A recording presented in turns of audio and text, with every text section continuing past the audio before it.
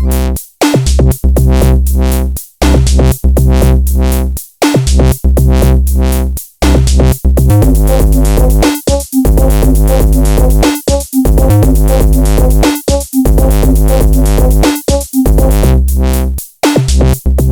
eu chamar o pessoal para vir chegando. Beleza. Aí, vamos agradecendo Bruno, Edgar, Sr. Pajé, de ter topado essa brincadeira que a gente vai fazer, que é a abertura, né, da nossa microgaleria de audiovisualidades Etchemonstra. E aí a ideia é o seguinte, eu estava pensando assim, as nossas galerias aqui sempre são frequentadas pelas mesmas pessoas, por pessoas iniciadas, que já, né, entendem como é o mundo da arte, o que é a arte, assim por diante. E a minha ideia aqui é exatamente pegar pessoas que nunca tiveram acesso a esse tipo de coisa, né? A gente já tem acesso às artes gráficas de uma maneira geral, né? Pintura, escultura, e toda feira que a gente tem, alguma coisa assim, em evento cultural, sempre tem recheado dessas imagens estáticas. E aí a brincadeira aqui é tentar fazer uma galeria que só tivesse experiências audiovisuais. Por exemplo, eu perguntando para as pessoas aqui em volta sobre game art, ninguém nunca tinha ouvido falar. Ninguém sabe o que isso existe, nem sabe como é que é isso, né? Vai dizer arte e tecnologia. Então, um pouco essa coisa da gente fazer essa abertura e chamar vocês para falar. Também vai ter a gente aqui, né? Vai ter o Arthur, vai comentar, né, a obra dele, a IP Amarelo. Depois o Luiz deu o bolo na gente, então eu vou ter que falar sozinho sobre o contemporanismo. E a ideia da fala também é bem isso, assim. Tem muito artista que não gosta de falar da obra. A obra fala por si só, a obra... Não! Assim, vamos pensar em falar para pessoas que não sabem que isso existe. Ou seja, falar para pessoas de uma maneira bem... Né, assim, olha, game art, o que é esse aqui? Arte e tecnologia, curta experimental. É como se os nossos ouvintes agora fossem exatamente essas pessoas. E aí é bom de estar gravando, porque a ideia é que outras pessoas que vierem, né, elas podem ter acesso exatamente a esse processo e elas entenderem um pouco a situação. Então, com a gente aqui é essa coisa mesmo. Não tem pecado nenhum em ser excessivamente pedagógico, falar assim, como se a gente estivesse, e na verdade estamos numa espécie de conversa de bar, alguma coisa assim, bem fluida mesmo, a ideia que aparece na cabeça, vão falando, vão trocando ideia, e é por aí. Outra coisa, antes de vocês entrarem, por que eu escolhi Post-Urban Misspacking? A ideia foi o seguinte, na hora que eu fui pensando a escolha das obras, um dos critérios foi trazer ao momento agora obras que já foram feitas há um bom tempo, que a obra de vocês é de 2012, então o ano que vem tem 10 anos. Então é interessante, porque apesar de que a tecnologia ela tem essa obsolescência programada e tal, o papel nosso de artistas marginais e tal é sempre trazer isso à tona. Para a gente, nada envelhece. O acesso que a gente tem, pode ser uma obra de 100 anos atrás, é sempre um acesso primeiro, né? E é essa a ideia de trazer. Então, um dos critérios assim, de pensar por que traz após o Misspacking, um deles foi esse. Os outros não vou dizer que é segredo. Excelente. Léo, então eu queria te agradecer imensamente a oportunidade. Eu acho que você é um grande utópico em todos os sentidos e a gente está precisando muito resgatar as utopias. Você tem na sua natureza esse espírito da utopia, de acreditar na possibilidade, por exemplo, da arte transformar o ser humano, de acreditar na possibilidade de levar uma reflexão artística para pessoas de todas as classes sociais, de todas as formas possíveis e impossíveis de percepção de cultura. Isso é da sua natureza.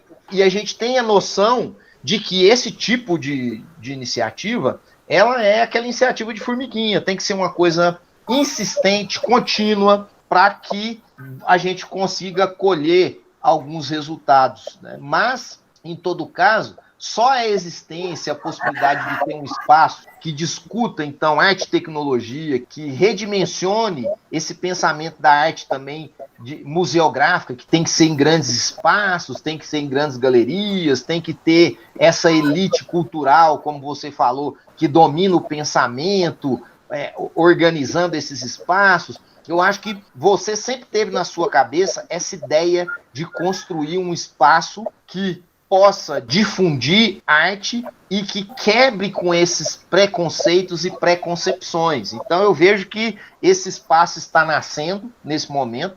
Você sabe que é um trabalho árduo, um trabalho de luta contínua para que ele se estabeleça de verdade, mas o que a gente quer é que ele se estabeleça. Eu fico assim muito feliz com a possibilidade de perceber que a essa monstra, essa mini galeria, esse espaço de galeria de arte, tem possibilidade de existir por longos anos, está explorando e apresentando trabalhos, como você falou, numa perspectiva, inclusive, que quebra até com essa lógica da hiperinformação, que é a lógica do novo. E aí você escolher esse game que Bruno desenvolveu junto comigo, é engraçado, é curioso você dizer, né? É um trabalho que vai fazer 10 anos. Só que é curioso que o ano passado eu propus para o Bruno para a gente fazer uma versão final dele. O Bruno organizou tudo. Eu queria fazer um lançamento especial desse negócio e a minha ideia era lançar nas Ciberpagelanças. E aí virou aquela bagunça toda tal, e eu enrolei e não fiz esse lançamento. E essa versão que o Bruno passou para você ver é justamente essa versão que ela tem uma fase nova, ela é remodelada, ela é uma nova versão, que então a gente até está lançando essa nova versão agora na galeria, curiosamente, porque você não sabia dessa história, mas ela aconteceu. A gente fez uma versão que tem até uma fase extra, né, Bruno? E essa versão, só que eu queria lançá-la lá na Ciberpagelanças. Eu pensei, falei, não vou lançar tal. Aí eu falei que eu ia lançar. Depois eu pensei, eu vou esperar a Ciberpagelança para lançar. Vai ser muito mais legal a gente fazer lá. Pensei comigo. E aí aconteceu tudo que aconteceu. O projeto dessa versão, que é a versão que está aí do game, ficou engavetado.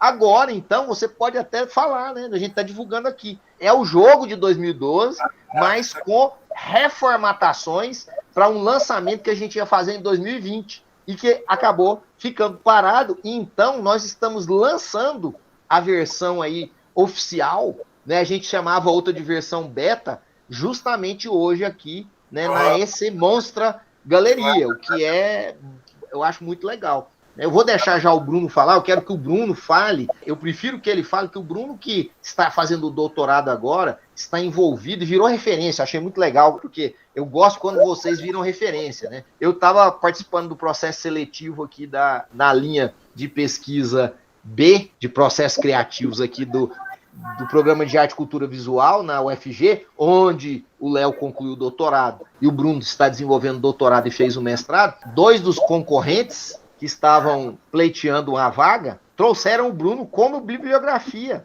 dos trabalhos, e bibliografia importante.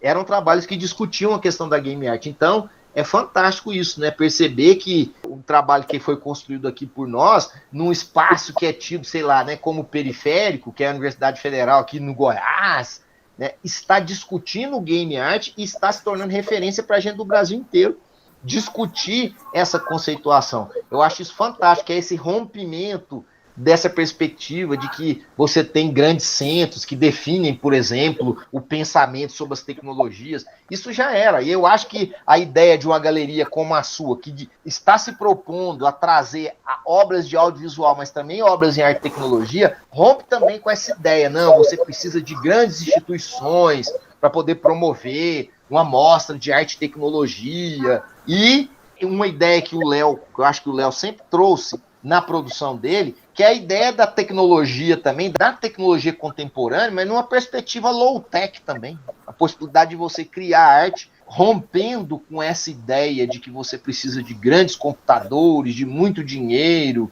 E toda a arte e tecnologia que eu criei durante a minha vida inteira, ela parte desse princípio de utilizar as tecnologias, em certa medida, dentro daquilo que é possível e, a partir desse uso dessas tecnologias, amplificar as poéticas. A mesma coisa aconteceu com o game, com Post-Human Mr. Pac-Man, que é um game que se passa no contexto da Aurora Pós-Humana, e é um trabalho que me deu muita alegria, e deu muita alegria para o Bruno também. Circulou em várias mostras brasileiras à época.